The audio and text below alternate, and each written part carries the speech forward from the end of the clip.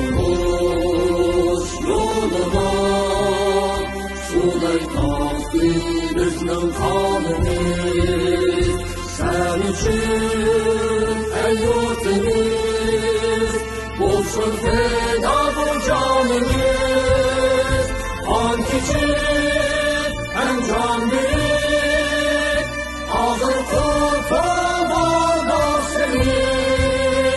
Kurtuluşta kalbimizde var idi imanımız. Atalarının kenleri göçmeydi tarih bitirdi. Nesli hâli cengi var yazalım evladımız. Çıktı can hem aktı kan oldu yangın yal aman.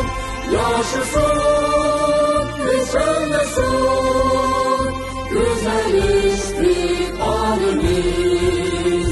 Yaşasın, yaşasın, parlansın